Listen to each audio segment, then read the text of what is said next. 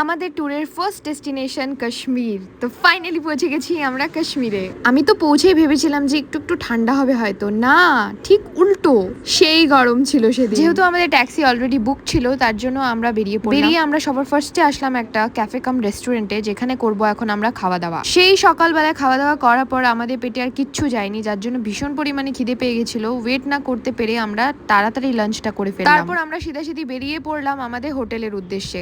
এই হোটেলটা আমাদেরকে ড্রাইভারই সাজেস্ট করেছিল, যার জন্য আমাদের কাছে কোনো অপশন ছিল না, আমরা নিয়েছিলাম। এই হোটেলটা একটু অফবিট ডেস্টিনেশনে ছিল, বাট চারদিকের ভিউটা খুবই ভালো ছিল। আমি শ্রীনগরে ল্যান্ড করলাম, ল্যান্ড করে বাইরে থেকে কিছু খাওয়া দাওয়া করে আমরা রিসর্টে অলরেডি চলে এসেছি।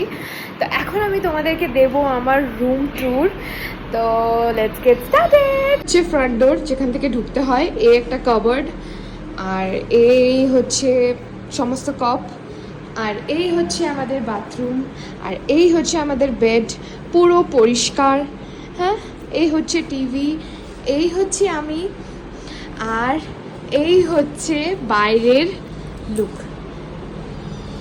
দেখো, এর পেছনেই পাহাড় দেখা যায় আমাদের। আমরা উপরের রুমটা নিয়েছিলাম, কিন্তু উপরের রুমটাতে এত বড় জানলা নেই, ছোট জানলা আছে, কিন্তু পাহাড় দেখা যাচ্ছিল, যা কিন্তু আমি মনে করলাম যে দরকার নেই, এই রুমটাই পারফেক্ট লাগলো আমার, তার জন্য আমি এই রুমটা নিলাম। তো আমাদের এখানে কিরকম চার্জেস পড়েছে, যেমন কি আমরা কালকে ব্রেকফাস্টটা করব, আজকে ডিনারটা করব, সাথে রুম, সব মিলিয়ে 2400-এর মধ্যে আমাদের হয়ে গেছে। ইন্টারেস্টিং জিনিস শেয়ার করি, এখন কটা বাজে? 7:20, ঠিক আছে। দেখো দিন, অলমোস্ট দিন, এখন 4টা-5টা বাজে, এরকম দিন। এর সাথে আমি একটা ইন্টারেস্টিং ফ্যাক্ট শেয়ার করবো, দুটো ফ্যাক্ট। এখানকার ওয়েদার, কিন্তু সকালবেলা শ্যাম্পু করে এসেছি, বাট এই মুহূর্ত অব্দি আমার চুল এতটা হেলদি হয়ে গেল, মানে এটাই যদি আমি আজকে শিলিগুড়িতে থাকতাম আমার চুল এরকম হয়ে যেত।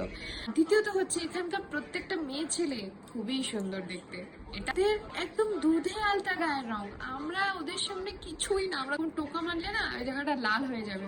আজকে যে আমাদের ড্রাইভার ছিল, যখন আমাদেরকে শ্রীনগর এয়ারপোর্ট থেকে এখানে নিয়ে আসলো রিসর্ট অব্দি, মানে লিটারেলি ওনার পুরো মুখটা লাল, মানে এত ফর্সা দবদবা, মানে কি বলবো তোমাকে। প্রত্যেকটা মেয়ে ছেলে সবাই দেখতে খুবই সুন্দর, এটা আমি না বলে থাকতে পারবো না। প্রায় অনেকটাই কথা বললাম, এখন পালা আমাদের ডিনার করতে যাওয়ার, কারণ প্রায় রাত হয়ে গেছে। ওখান থেকে এসে আমরা ভীষণ টায়ার্ড ছিলাম, তারপর আমরা যে যার মতন রেস্ট করছিলাম, তারপরে আমরা সেরে নিলাম আমাদের ডিনার। তো এবার কালকের থেকে শুরু হবে আমার জার্নি, তো stay tune with me, bye, দেখা হচ্ছে নেক্সট ব্লগে।